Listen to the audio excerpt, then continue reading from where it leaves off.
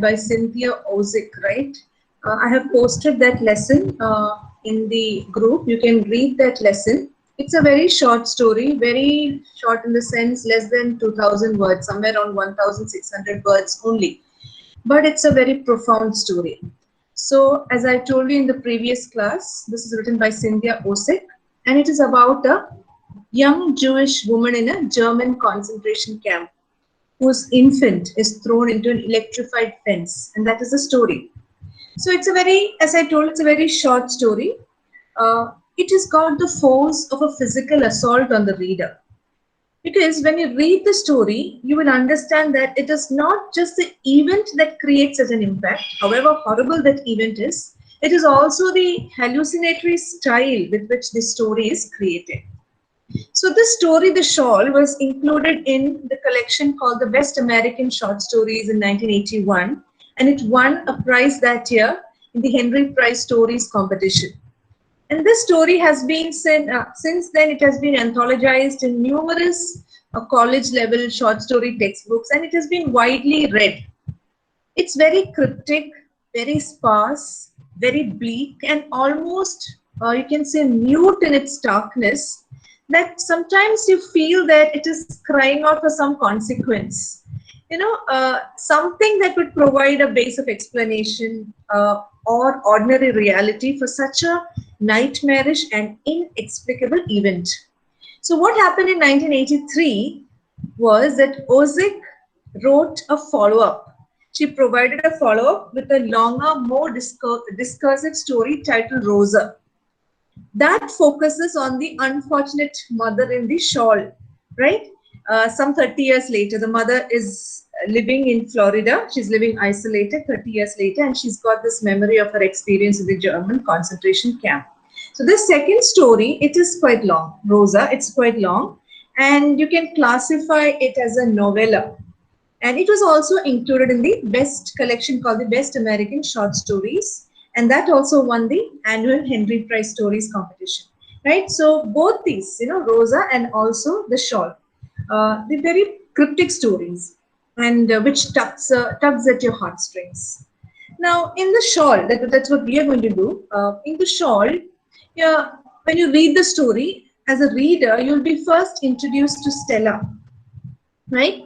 Stella is the niece of Rosa. She's a 14-year-old girl, and she's away from her family. Maybe because of the Holocaust, and she's being marched to a concentration camp with her aunt Rosa and her cousin Magda, right?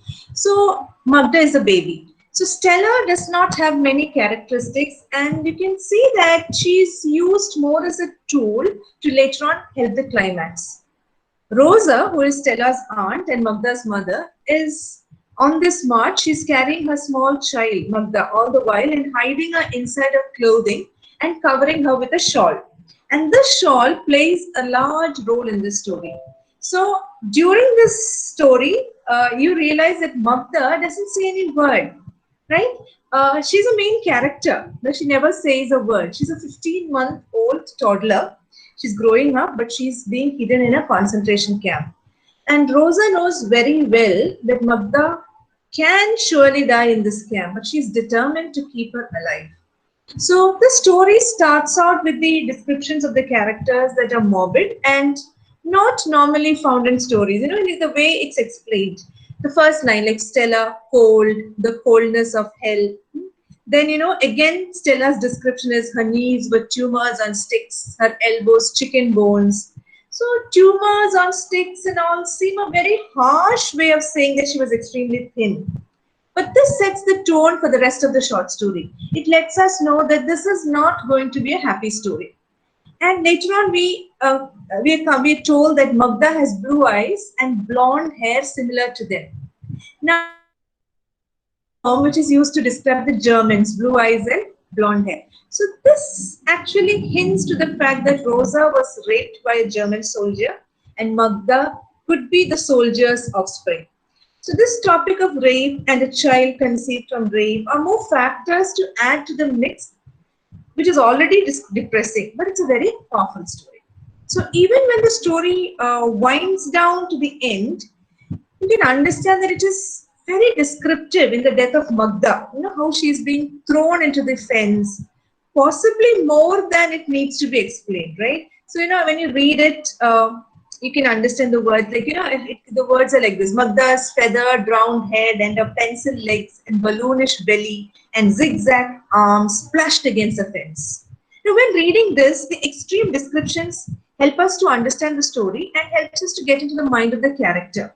But then you also understand that the situation or the details that are given are very grotesque.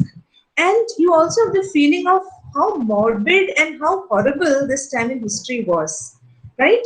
The Jewish, like the Nazi regime, as I was telling you in the last class. So when you analyze the story, the shawl, what is it that you understand? We understand that the shawl is guileless, it's sparse, but it delivers, you can say, an enormous emotional wallop, not just with the climax, which is shocking, but with every, you can call every sentence grim, elementally disturbing, etc. So Osip had never been in a concentration camp herself, but she was a Jewish woman who had lived during the period of the Holocaust, and she had immersed herself in the stories of her people. And she always felt compelled, as if by an unseen force, to pen the story. She and critics, or her critics, have always wrestled whether or not it is appropriate for the Holocaust. You know what the Jews call the Holocaust? They call it the Shoah, right? To be written about by someone who did not experience it. But you know, we cannot find any consensus on this matter because, you know, see, Ozik was Jewish, but she never lived in a concentration camp. So she always used to feel, am I the right person to write about this? Will I be able to tell the story of the people who have gone through the Holocaust? They have undergone the horrors. But you know, she wrote it, and Jews call Holocaust Shoah, right? Shoah. Now, when you read the Shawl, you understand that Ozik's stylistic choices are very deliberate and very impactful. There's no dialogue. She does not mention the words Nazi or Jew or concentration camp or Hitler or anything like that. She writes in the third person, knowing that she could never seek to assume the first person voice of authority. But when you read her language, you understand that her language is full of metaphors. It's highly metaphorical, very elusive. And what she was doing with her writing, even though she did not directly experience the camps, is emphasizing the reality that Jews know themselves through language, through their narrative of existence, through recording. So that's what she was trying to prove. So we understand that while millions suffered and died in the Holocaust, we can call it the dark period of history. Here, Ozik is not talking about the millions who suffered and died. She's writing the story of three fictional individuals, one who dies and the two who live, right? Because, you know, the novella that she writes later on in 1983, Rosa, it carries on the story of Rosa and Stella after the camp. So from the first line of the shawl is a story, she creates you can see a very bleak landscape: cold, starvation, pitilessness, fear, trauma, resignation. And you also understand that Rosa and Stella's bodies lose their fertility. Rosa does not even feel like a person anymore. You know, in the words, in the lines of the story like this, she felt light, not like someone walking, but like someone in a faint, a trance, arrested in a fit, someone who is already a floating angel. So we understand that relationships between people break down. See, why do we understand that? Because Rosa thinks that Stella was waiting for Magda to die so that she could put her teeth into the little thighs. And she also knew that one day someone would inform, or one day someone, not even Stella, would steal Magda to eat her. So this was the kind of situation in the concentration. People were just waiting to. There was no kind of, you know, food was scarce, people were hungry. So people were ready to even eat human beings. So that is the kind of relationship, you know, the relationship would break down in the concentration camps. So as I told you earlier, Magda is the product of a rape. We're not very sure about it because in the shawl it's not confirmed. It's something that is alluded to in the shawl, right? But in the novella Rosa, it is confirmed. Now she bears the features of her Aryan father. But Rosa loves her because Rosa is for her, it's her daughter, right? And she gives her all her food and she keeps her safe inside this shawl as long as she can, right? Because Rosa knows that Magda would not live long. She knows Magda would die because in the Nazi camps, what happens is if a pregnant woman is discovered by the Nazi guards, she would be forced to undergo induced labor. You know, they would kind of make her undergo, they would induce a labor. And then after the labor, the babies would be killed. Pregnancy could also have additional tortures, like, you know, you would be beaten or even you would be cremated live in the gas chambers. So giving birth in the camps was it was something punishable by death. But, you know, mothers usually used to survive by secretly killing or having somebody else kill their babies. But Rosa is not like that. She manages to carry Magda, to care for Magda, to bear Magda, to keep her alive for 15 months, which is, I would say, a profoundly impactful act of resistance. Right? And why does Magda live? Magda lives because she is wound up in the shawl. And this shawl is one of the most contradictory and powerful symbols of the text. Right? So, you know, how is Magda described? She is first described inside a shawl in both positive and negative ways. She's a squirrel in a nest, safe, but she's also wound up, buried away in windings. So, you know, it connects Rosa and Magda as a richly evocative symbol for the feminine, the maternal. It provides emotional comfort for Magda. And it also allows Rosa to stop the consuming ache of a lost child at the end, you know, because in the end she stuffs the shawl in her mind. It keeps Magda in silence, and its absence is the reason for her death. The absence of the shawl causes her death, right? And it is the presence of the shawl that keeps Magda in silence. So we can definitely say that the largest symbolism in the story is definitely the shawl. So during the march in the beginning of the story, we see that Magda is wrapped up in the shawl, and when Rosa's breasts run dry, there's no more milk, right? Magda sucks on the corner of this magical shawl that is supposedly going to sustain her for 3 days. That's what the story says, right? But it's not just 3 days, it ends up sustaining her for a large portion of time. So once Magda begins sucking on the shawl, she becomes a mute person, and that is one of the things that lets her live so long, because she's completely content when she is wrapped up in it, and she will just lie in it even when Rosa had to go out for things such as roll call, etc. So you can say that in this sense, the shawl symbolizes life for Magda. It is one of the biggest factors that keeps her alive. And it is also a symbol of hope for Rosa, hope that she will be able to keep her child alive another day, and maybe until the Holocaust would be over. But towards the end, we know that Stella ends up, you know, she's very cold, and she steals a shawl from Magda, and that causes her to run outside screaming for her mother in search of a shawl. But before Rosa can get the shawl and get to her, Magda is found by a German soldier, and she is carried out to the fence where she is thrown against it to her death. It's a very horrible scene. And Rosa watches the whole thing, right? And you can imagine her predicament. You can imagine the emotional upheaval that she has. And she wants to scream. You know, she sees her baby being thrown to the electric fence. Any mother would not be able to bear it, and she has to stuff the shawl into her mouth to keep herself from screaming, because she knows if she screams, they would know that Magda is her child and they would kill her also. So it is without the shawl that, it's because she was without the shawl that Magda dies, right? But after Magda's death, the kind of act of Rosa stuffing the shawl into her mouth could be an explanation of Rosa finding some comfort in the shawl for herself now, right? So the last scene, Magda's death scene, is almost too much for any person, any reader to comprehend, right? So Magda is simply thrown against the electrified fence and left on. Hello, Nisha ma'am.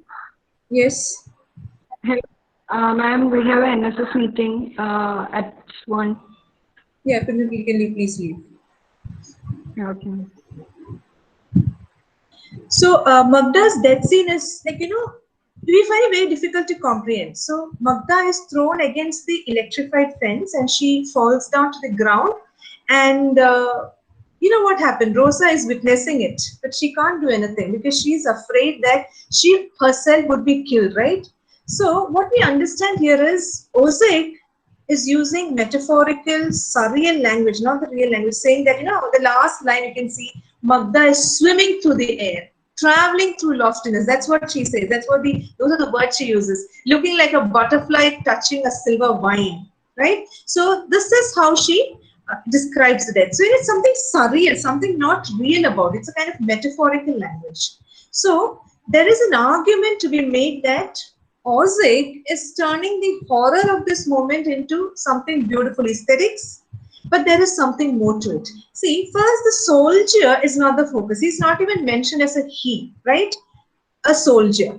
And Magda is contrasted as a living butterfly with his mechanical nature. So, Magda against a soldier who throws her. So, here we find that Ozick is not denying the brutality of the Holocaust, but she is giving a graceful death and an instant of transcendence to Magda. So Magda is light, she's beautiful, she's released. See, the horror of the moment is kind of changed. That's what Ozick is trying to do. That is when you read the end. It's not like Magda was screaming and all. It's like Magda was swimming through the air, looking like a butterfly touching a silver wine. See how the horror of the moment is turned into something aesthetic. So what Ozick is trying to do is she's not trying to tell you that the brutality of the Holocaust was not there. It was there. But she's giving a graceful death because Magda deserves it. An instant of transcendence. Something very light, something very beautiful, and it's something that releases her. So she had been living like that for so many months, like 15 months in that shawl. So now she's released. She's just like a butterfly flying off. Right? So that is the analysis of the story. Now, when you consider the themes, one theme that would come into our mind is the first one, that's motherhood, right? So Rosa is the epitome of motherhood here. She conceives, she carries, she bears her daughter Magda under the most horrible situations, right? She's been raped by a German soldier and she gives birth. But nevertheless, of her circumstances, she loves Magda so deeply. And she tries her best to keep this child alive under all these impossible circumstances. She even neglects her own health. She gives the food that is given to her to Magda. She fosters her child's health. She makes every effort to remain alive herself so that Magda will live. So you understand that Rosa's love for her daughter is so much a part of her, even though she barely gets to act like a mother given the situation of the Holocaust, right? So her maternal feelings are very elemental, like any mother, unshakable. So Rosa is barely a woman anymore. She's barely a person. You can see how the Holocaust has reduced her to barely a human being, but she is still a mother. The maternal instinct is very, very strong within her. Then we talk about the Holocaust, right? So we cannot just say that, we cannot just capture the horrible situation of the Holocaust in a simple paragraph or maybe in just one short story like the Shawl. But one thing we understand that certain realities about this period and policy are observable, right? What do we understand from this story? The Jews were treated worse than animals, right? As worms to be eradicated, totally annihilated from the face of the earth. They were stripped of their possessions, they were stripped of their identities, and even the many vestiges of their humanity and dignity, right? So they were all kind of bundled together into small ghettos and then into concentration camps, which often turned into death camps. As I told you in the last class, almost 6 million Jews were killed in the concentration camps. These camps became death camps, right? The conditions were so bad, right? Death was ubiquitous, and those who lived suffered mental and physical trauma that cannot be even spoken about, right? If you read about the certain concentration camps, Ravensbrück, Auschwitz, all these are concentration camps where you cannot even think about or imagine the kind of horrors that were let loose on these people. So, in the midst of all these kind of horrible situations,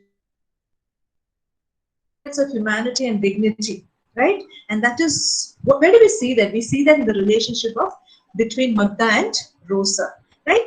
And as I told you, resilience. How did Rosa express resilience.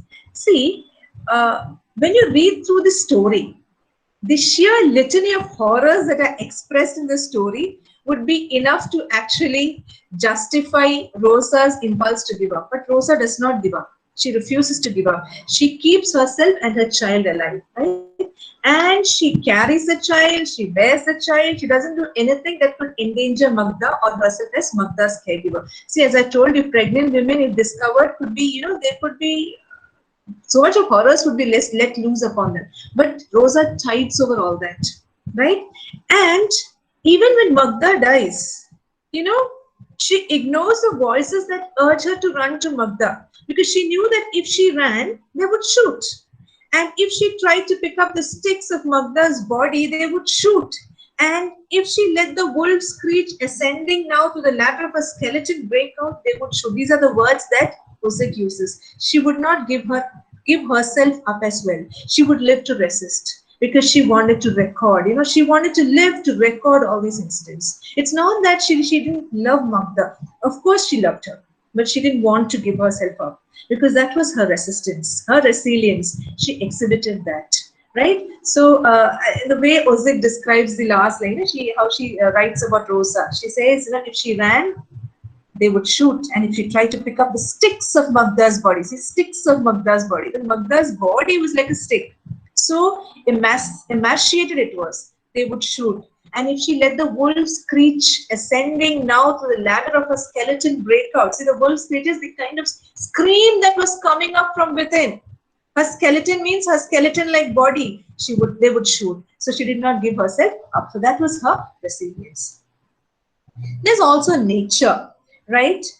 Nature is evoked in subtle ways in the story to allude to the power and dignity of the Jews, even as they were utterly dehumanized, right? So nature seems to be very far away from what Rosa, Stella, and the others in the concentration camps are experiencing. We read about Magda being like a squirrel in a nest safe, with eyes like blue tigers. When she dies, she's like a butterfly touching a silver vine. This is what Osik says. When Rosa is out in the yard, for her work and all, she envisions another life of butterflies in summer. The light was very placid, very pale, very mellow. On the other side of the steel fence, far away, there were green meadows speckled with dandelions, deep covered violets, beyond them even farther, innocent tiger lilies. So this is what Osik says, these are Osik's words, right? So this dream is sustaining.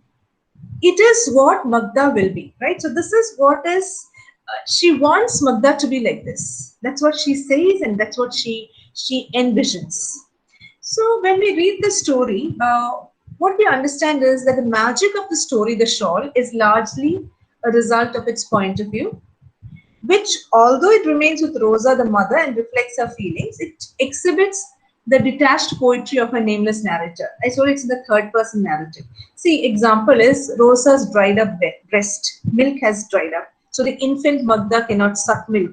It is described as a dead volcano, a blind eye, a chill hole. This is how Osik describes.